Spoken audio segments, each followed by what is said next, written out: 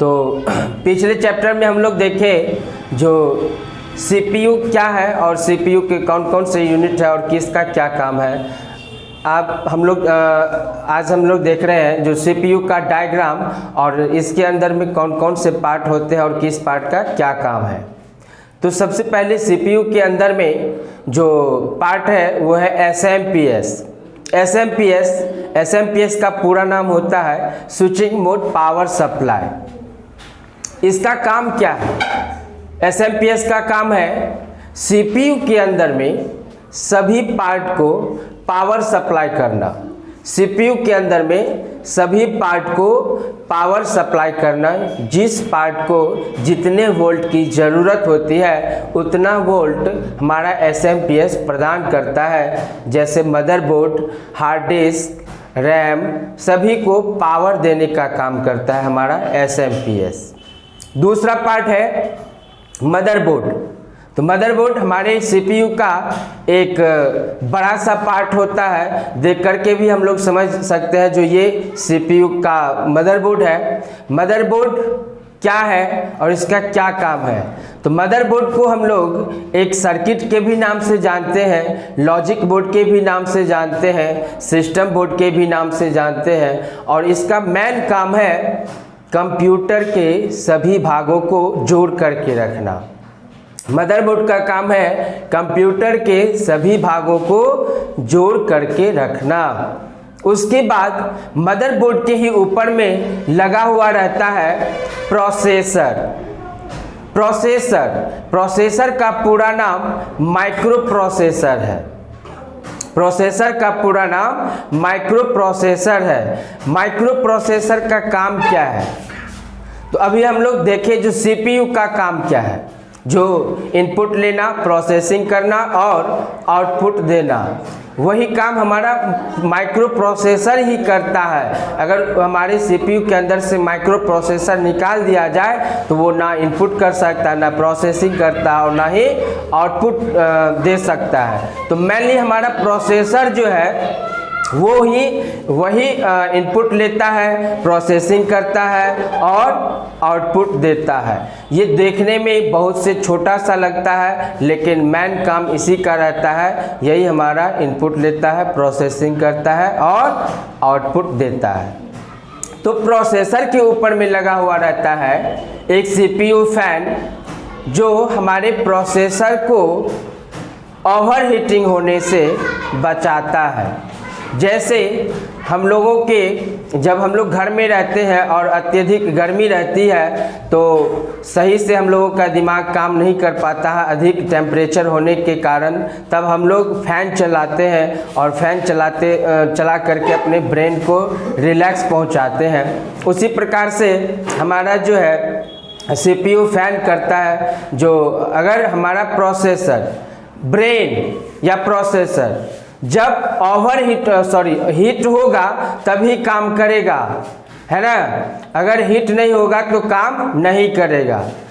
तो उसको medium temperature चाहिए। ब्रेन हमारा काम करता है मीडियम टेम्परेचर पे। अगर टेम्परेचर नहीं होगा, गर्म नहीं होगा तो काम नहीं करेगा। उसी प्रकार से हमारा प्रोसेसर है, जो अगर वो हीट होगा तभी काम कर सकता है, अगर हीट नहीं होगा तो काम नहीं करेगा। तो उसको मीडियम टेम्परेचर में रखता है हमारा सीपीयू फैन। अगर ओवर हीट होने लगेगा प्रोसेसर हमारा तो उसको कंट्रोल करेगा। तो वो कूल मतलब ठंडा करके रखता है हमारे प्रोसेसर को। तो हम लोग समझ गए सीपीयू फैन का काम क्या है। अगला पार्ट है हमारा रैम। रैम एक जो है मदरबोर्ड के ऊपर में लगा हुआ रहता है। रैम का काम क्या है, रैम का पूरा नाम क्या है पहले ये समझ लेते हैं। रैम का पूरा नाम है random access memory. Random access memory. और इसका काम क्या होता है? तो इसका काम है टेम्पोरली डाटा को स्टोर करना और सिस्टम के गति को बना करके रखना। तो रैम का काम होता है टेम्पोरली डाटा को स्टोर करना।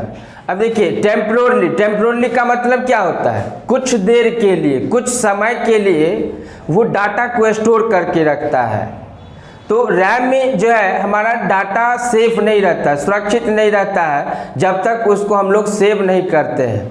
तो रैम का मेनली काम है टेम्पोररी डाटा को स्टोर करना और दूसरा सिस्टम के गति को बना करके रखना। जैसे हम लोग कोई मोबाइल लेते हैं नया सा, तो उसमें बोलते हैं जो उस भैया इसमें रैम ज़्यादा रहना चाहिए, तभी वो हमारा मोबाइल सही तरह से काम कर सकता है। उसी प्रकार से हमारे कंप्यूटर में भी है, जो रैम जितना ज़्यादा रहेगा कॉन्फ़िगरेशन के हिसाब से, उतने अच्छे से हमारा सिस्टम काम करता है। उसके बाद रैम के बारे में हम लोग समझ गए। अगला पार्ट जो है हार्ड डिस्क। हार्ड डिस्क का काम क्या है? तो परमानेंटली डाटा को स्टोर करना। ये भी स्टोरेज यूनिट के अंतर्गत आता है और रैम भी स्टोरेज यूनिट के अंतर्गत आता है। तो हार्ड डिस्क का काम है परमानेंट मतलब हमेशा के लिए डाटा को स्टोर करके रखता है हार्ड डिस्क को सेकेंडरी मेमोरी के भी नाम से जानते हैं और रैम को प्राइमरी मेमोरी के नाम से जानते हैं। हार्ड डिस्क का एक नाम और है जो नॉन वोलेटाइल रैम भी बोला जाता है। तो हार्ड डिस्क का काम क्या होता है? परमानेंटली डाटा को स्टोर करना। जैसे एक यूजर सिस्टम पर काम करने के लिए जाता है, तो फर्स्ट टाइम जब वो कीबोर्ड से कुछ टाइप करते हैं तो वो डाटा जो है रैम के अंदर में स्टोर रहता है, और जब उसमें फाइल को सेव किया जाता है तो रैम से डाटा ट्रांसफ़र हो करके वो हार्ड डिस्क में चला जाता है। वहाँ पे परमानेंट डाटा स्टोर हो जाता है, सुरक्षित हो जाता है। तो हार्ड डिस्क के बारे में हम लोग समझ गए जो हार्ड डिस्क का काम क्या है। अगला पार्ट जो है हमारा डीवीडी राइटर है। अब डीवीडी राइटर आज के समय में बहुत कम यूज होता है ना। पहले यूज होता था तो डीवीडी राइटर के जगह पे जैसे पेन ड्राइव, जो भी स्टोरेज डिवाइस है, पेन ड्राइव से ही काम होता है। तो डीवीडी राइटर, डीवीडी का पूरा नाम क्या है? Digital video disc. DVD writer का काम है जो हमारा रोम मीन्स कैसेट को चलाने के लिए डीवीडी राइटर का प्रयोग किया जाता है। रोम क्या होता है? तो रोम का पूरा नाम होता है रीड ओनली मेमोरी। नाम से स्पष्ट है। रीड का मतलब पढ़ना, ओनली मतलब केवल, और मेमोरी मतलब स्मृति। तो केवल पढ़ने वाला स्मृति जो होता है वो रोम कहलाता है। जैसे कि मान लीजिए हम लोग एक कॉपी पर पेन से लिखते हैं तो वो परमानेंट के लिए स्टोर हो जाता है, उसको हम मिटा नहीं सकते हैं। उसी प्रकार से हमारा रोम होता है, जो डाटा उसमें जो एक बार चला गया उसको हम लोग डिलीट नहीं कर सकते हैं, वो परमानेंट स्टोर हो जाता है। तो आज हम लोग समझे जो सीपीयू के अंदर में कौन कौन सा पार्ट होता है और किस पार्ट का क्या काम है।